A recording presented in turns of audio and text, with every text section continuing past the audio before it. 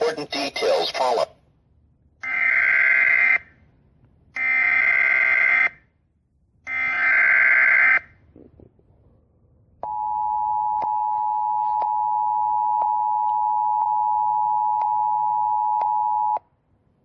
The following message is transmitted at the request of the United States government. An invasion of this country has been launched by the People's Republic of China. It is reported that Chinese paratroopers jumped out of commercial airliners near Detroit. They began firing on the city and taking hostages left and right, including the mayor of Detroit. It is reported that the city has fallen into Chinese hands. NORAD has detected that a second wave of the Chinese invasion is inbound and is expected to arrive soon. This wave appears stronger and is also carrying rocket launchers.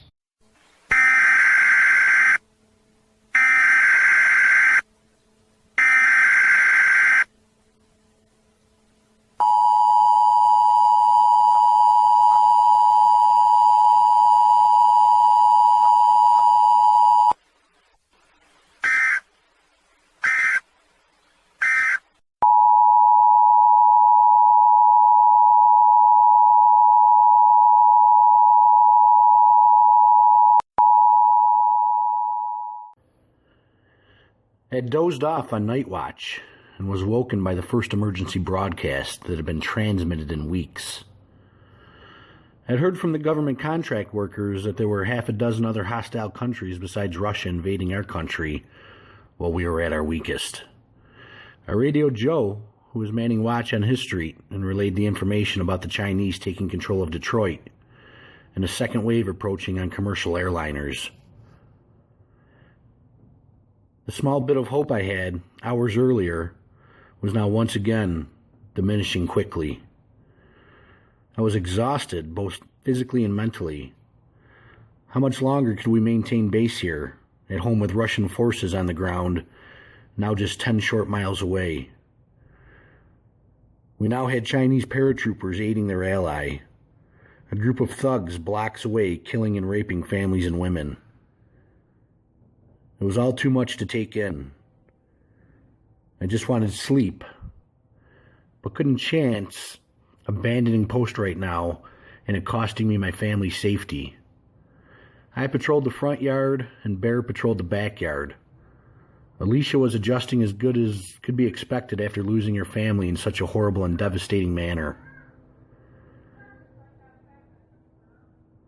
I told Joe at sunrise I was going to crash and for him to meet me at 1000 hours. We had plans to finish a neighborhood sweep and to take the fight to the 7 Marauders if we ran across them. Alicia said only 2 or 3 were armed with firearms, the rest with knives and baseball bats. I heard Bear barking in the backyard. I went to investigate. He had cornered a rabbit and was pouncing. At least he was getting some much-deserved meat, unlike the rest of us. The local high school, where the soldiers had set up base, was approximately 0.98 miles away. How would I know that? My eldest daughter went to school there. I had to drive her every day. The district had a rule. If you live within 1 mile, you didn't get bus transportation. It was nice knowing we had medical help so close. Since Lucille passed, we had no one with any kind of nursing skills.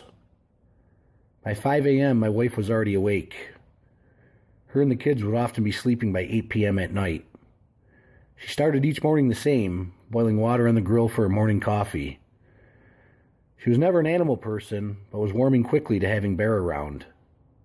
He was great company and even better protection. She asked if I wanted any breakfast before a 4 to 5 hour nap. I told her no. I was too tired to eat. My eyes had black around them from the exhaustion of this new world. She was worried I'd overdo it, end up falling into bad health. I promised her I was okay, just needed a few hours of rest before Joe came over. I went upstairs and was asleep before my head hit the pillow. Hours later, I awoke to a figure standing over me, watching me. It was Joe. He said, "Good morning, sunshine. Time to rise and shine."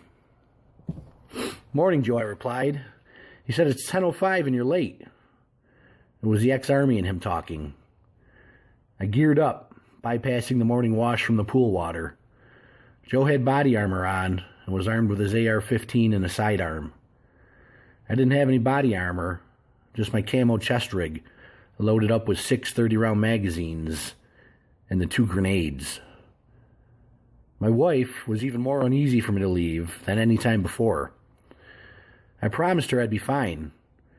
I had Joe, who was ex-Army. He'd done this multiple times during his multiple tours in Afghanistan. I'd follow his lead. He'd been there, done this clearing houses on search and terminate missions overseas. I kissed the family goodbye. Once again, promised Alicia if we ran across a group of assholes, revenge would be enforced.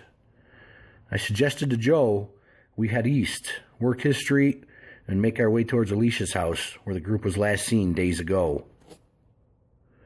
He agreed, and by 10:20 we set off. We passed the charred remains of the first group of marauders and the Russian pilot I'd encountered in the middle of the street. We quickly turned left and headed down Joe Street. We were now into the second week of August, and thankfully it had brought a break from the oppressive heat we'd experienced all summer. Since the day the EMP had hit, Joe had rode it out inside his house. He hadn't needed to go out for supplies, so this was his first time sweeping the neighborhood. I'd already cleared 2 houses by myself, Bear's house and the house next to Joe's where I scored the Senecas. That left approximately 13 more houses to clear.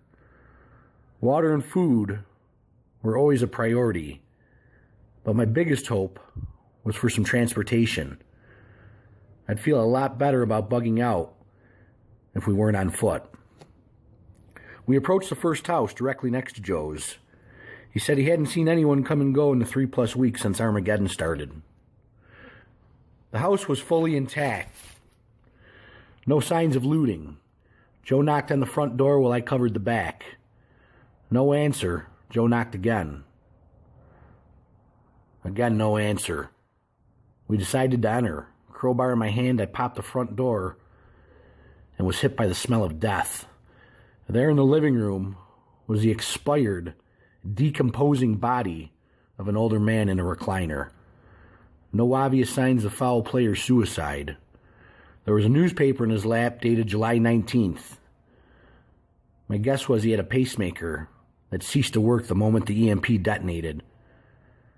Hiding behind the chair was a cat that looked like they'd been gnawing on his owner's remains as his only source of food.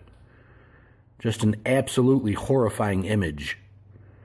It was a ranch house with just the 1 floor and basement. Joe cleared the remaining rooms as I checked the basement. The odor of a 3-week-old kitty litter box hit me in the face as I opened the door to go downstairs.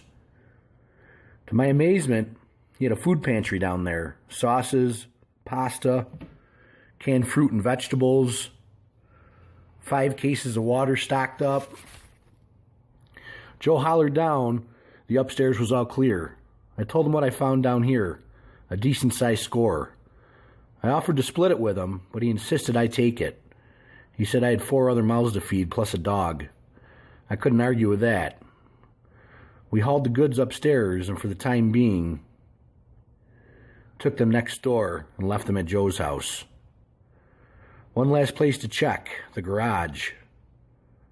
We opened the door, and my jaw just about hit the ground. There sat an old Ford Bronco, along with a Cadillac DeVille. I ran over and read the registration sticker. 1964 Ford Bronco. Joe had already retrieved the keys that hung in the kitchen. He tossed them over and I fumbled through them, trying to find the correct one. The Bronco was in pristine condition. I opened the driver's side door, put the key in the ignition, crossed my fingers and turned it. She was trying to turn over. I gave her a little gas and it roared to life. The odometer had 42,000 miles and the gas tank was full. We now had a set of wheels, 4x4 by the way. I couldn't contain my excitement, laying on the horn. Joe told me to knock it off and keep things quiet. Water, food, and wheels. The day couldn't get any better. Joe reminded me to focus. The day was still young. We ended up loading all the supplies into the back of the Bronco and decided to move the vehicle into Joe's garage, taking no chances leaving it behind. We moved the cars that Joe had blocking and barricading his house. We now had a bug-out vehicle secured. We set back out with a dozen houses still remaining to sweep, 5 on the east side and 7 on the west side of the street. The next 3 houses were uneventful, all empty, not much in the way of supplies. I couldn't complain, even if we didn't come across a single pack of Raymond the rest of the day. This was already an incredible success. We approached the next house, and Joe heard movement inside. He went stealth, and now was communicating in hand signals to me. He motioned me to go cover the back, while he covered the front. We entered at the same time, and found a family of 4 inside, shocked to see 2 men armed with rifles busting in. They pleaded with us not to harm them.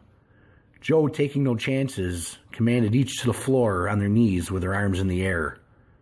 It was a man, woman, and 2 children. The man said he was sorry for what he did. Joe asked him sorry about what.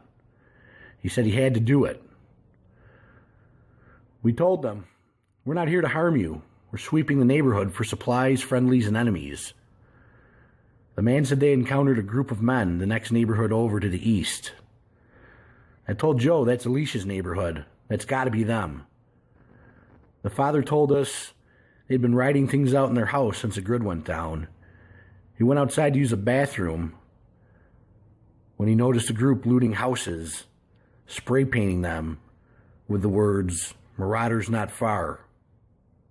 After they emptied each one, and if it was occupied, they killed who was ever inside. The man was spotted by the group. They began approaching him. He said one of them got hung up on the chain-link fence that ran the perimeter of his backyard. With no firearm to protect himself and his family, he grabbed the bat that the guy dropped when he got hung up and teed off on his head as he hung upside down. They then evacuated and found refuge in this empty house. He said this all just happened just 10 short minutes ago. Joe asked them if they were seen entering this house.